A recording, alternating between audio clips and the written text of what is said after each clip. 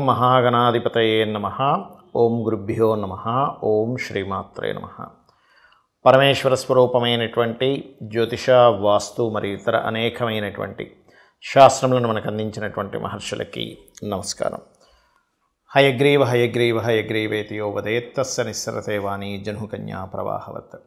అరుణాం కరుణాతరంగితాక్షీం ధృతపాశాంకుశపుష్పబాణచాపాం అనిమాదిభిరావృతాం మయూకైః అహమిత్యేవ విభావయే భవానీం. శ్రీమాత్రే నమః.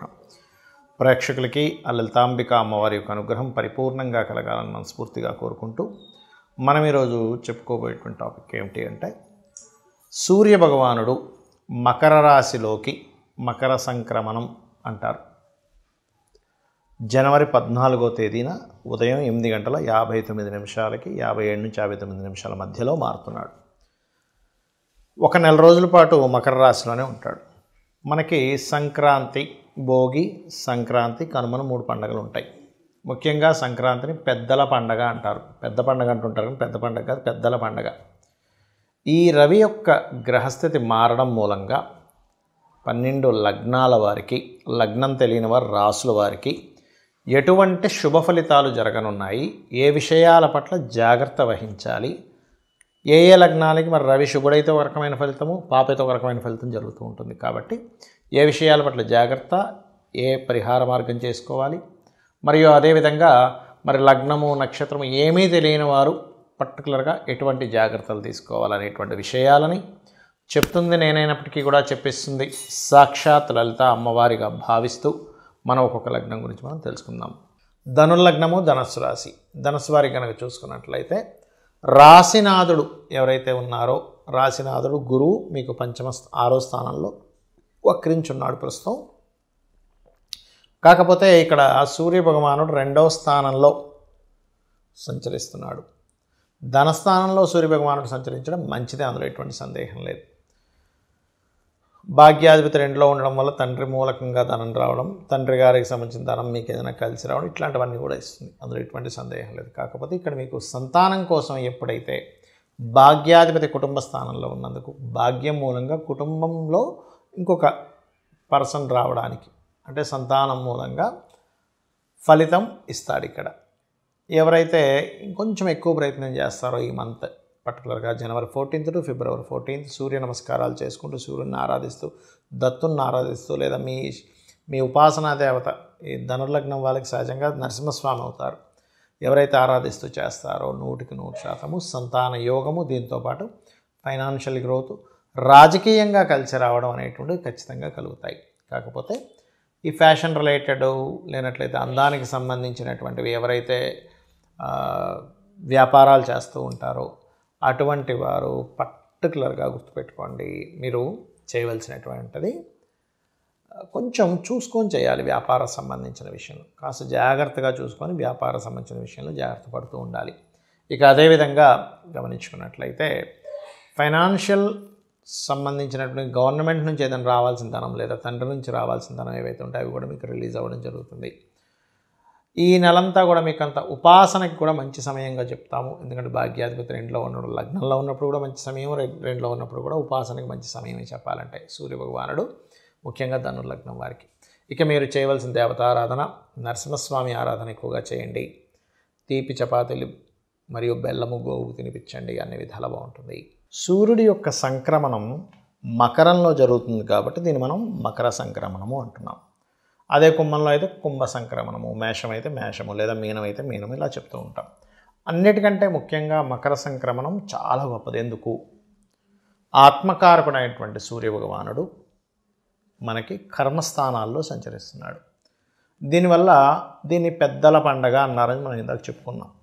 ఈ పెద్దల పండగ రోజు మనం చేయవలసింది ఏమిటంటే, ఇంట్లో మనం పండగ వాతావరణంలో ప్రత్యేకంగా మన పెద్దలు ఎవరైతే ఉంటారో, తాతలు, ముత్తాతలు, ఒకవేళ తండ్రి గారు గతించినట్లయితే తండ్రి గారికి, లేదా తల్లిగారి స్వర్గస్థులైతే శివాక్యం చెందినట్లయితే వారికని, ఎవరైతే గతించిన వాళ్ళు ఉంటారో సింపుల్గా చెప్పాలంటే వారందరికీ కూడా వారి పేరు మీద తర్పణాలు వదలడము, వారి పేరు మీద స్వయం పాకం ఇవ్వడము, వారి పేరు మీద బట్టల్ని పెడతారు. అంటే వాళ్ళకి చెందుతుంది ఖచ్చితంగా, అందులో ఎటువంటి సందేహం లేదు. దీంతో పాటు ఈ స్వయం పాకం ఇచ్చేటువంటి క్రమంలో ఒక్కొక్క వ్యక్తికి ఒక్కొక్క సమస్య ఉంటుంది. ఎప్పుడు అంటే జీవితాంతం వేధించే ఒక సమస్య ఉంటుంది. ఆ సమస్యకి స్వయం పాకంతో పాటు తత్సంబంధించినటువంటి పదార్థం దానం కనుక ఇచ్చినట్లయితే ఆ సమస్య ఖచ్చితంగా తీరిపోతుంది. అదేంటో చెప్తాను ఇప్పుడు నేను మీకు. ఉదాహరణకి కొంతమందికి చూడండి, చేసేటువంటి ఉద్యోగంలో పేరు ప్రఖ్యాతలు రాకుండా, ప్రమోషన్స్ లేకుండా ఇబ్బంది పడుతూ ఉంటారు. అటువంటి వారు ఖచ్చితంగా నువ్వులు, వీలైతే గోధుమలు అయితే ఇంకా అల్టిమేట్, గోధుమలు దానంగా ఇవ్వాలి. లేదండి కొంచెం ఉద్యోగం కోసం కూడా నాకు కొంత ఇబ్బంది ఉంది అని అనుకున్నవారు నువ్వులు గోధుమలు కలిపిస్తే చాలా మంచిది. స్వయం పాకం ఇచ్చే రోజు చెప్తున్నాను నేను మీకు. ఇది ప్రతి అమావాస్యకి చేయొచ్చు మీరు, లేదా ప్రతిసారి ఈ సంక్రమణం జరిగేటప్పుడు చేస్తే కూడా అద్భుతమైన ఫలితాలు వస్తాయి. మనకి క్యాలెండర్లో కనుక చూసుకున్నా మనకి యాప్స్లో కూడా దొరుకుతుంది. ఎప్పుడు మారుతున్నాడు సూర్యభగవానుడు అంటే అందులో చూపించేస్తుంది, నెట్లో కూడా దొరుకుతుంది మనకి ఈ ఇన్ఫర్మేషన్. ఈసారి మాత్రం మనకి 14 జనవరి ఉదయం 8:57 నుంచి 59 మధ్యలో మారుతున్నాడు ఆయన. ఇక కొంతమందికి మానసిక స్ట్రెస్ ఉంటుంది జీవితాంతం, ప్రతి చిన్న చిన్న విషయాలకు కూడా స్ట్రెస్ అయిపోతూనే ఉంటారు. అటువంటి వారు చక్కగా గోశాలకు వెళ్ళి గోవులకి బియ్యం పిండి తినిపించడము. ఇందాక నేను చెప్పినట్టుగా గోధుమల ప్లేస్లో గోధుమ రవ్వ కూడా గోవుకు తినిపించవచ్చు, ఇది ప్రమోషన్స్కి. అలాగే మానసిక స్ట్రెస్ ఎక్కువ పడుతున్నా కాస్త మీరు బియ్యము దానంగా కనుక ఇచ్చినట్లయితే స్వయం పాకంతో పాటు అద్భుతంగా ఉంటుంది. మరికొంతమందికి ప్రతిదీ గొడవలు అవుతుంటాయండి. అది భూ వివాదాలు కావచ్చు, అన్నదమ్ముల మధ్యన గొడవలు కావచ్చు, భార్యాభర్తలతో గొడవలు కావచ్చు, ఎక్కువ అవుతున్నాయంటే మీరు అప్పుడు చేయవలసింది, మీరు కందులు అంటారు, కందులు 1 కేజీ-1/2, కందిపప్పు వేరు కందులు వేరు, 3 కందులు 1 కేజీ-1/2 తీసుకుని ఎరుపు రంగు వస్త్రంతో సహా మీరు స్వయం పాకం ఇచ్చేసినట్లయితే ఖచ్చితంగా మీకు ఆ యొక్క గొడవలకు సంబంధించిన దోషం అనేటువంటిది పోతుంది. అదేవిధంగా పెసలు, ఇది దేనికి ఇవ్వాలి అంటే మీకు వ్యాపార అభివృద్ధి అవ్వటం లేదండి, ప్రతిదీ మిస్కమ్యూనికేషన్స్ అవుతున్నాయి. మిస్కమ్యూనికేషన్స్కి లలితా సహస్రనామాల్లో ఒక గొప్ప నామం ఉంటుంది, ఓం కర్పూర వీటికామోద సమాకర్ష దిగంతరాయై నమః. చేసుకున్నట్లయితే ఖచ్చితంగా ఆ మిస్కమ్యూనికేషన్స్ అనేవి క్లియర్ అవుతాయి. అలాగే పెసలు దానంగా ఇవ్వడం, వీలైతే గోవుకి గోధుమ రవ్వని తినిపించడం. మరియు కొంతమందికి గురుబలం లేదు, ఇప్పుడు ఏ పని చేద్దామని ఇప్పుడు గురుబలం లేదండి, గురువు సరైనటువంటి స్థానంలో లేడు అందుకే ఎదగలేకపోతున్నాడు అంటుంటారు. అది నిజమే. గురువు కనుక సరిగ్గా లేనట్లయితే జన్మజాతకంలో, గురు బలం ఉన్నప్పుడు ఉండే జాతకం వేరుగా ఉంటుంది, గురువు సరిగ్గా లేనప్పుడు ఆ జాతకాలు వేరుగా ఉంటాయి. అలా ఉన్నప్పుడు పర్టికులర్గా ఏంటంటే గురువు ప్రత్యేకంగా వారికి జన్మజాతకంలో పాడైనందుకు ఈ స్వయంపాకంతో పాటు శనగలు ఎరుపు పసుపు రంగు వస్త్రము దానంగా ఇచ్చినట్లయితే స్వయంపాకంతో అద్భుతమైన ఫలితాలు వస్తాయి. దీంతోపాటు గోవుకి అరటికాయలు కూడా తినిపించండి.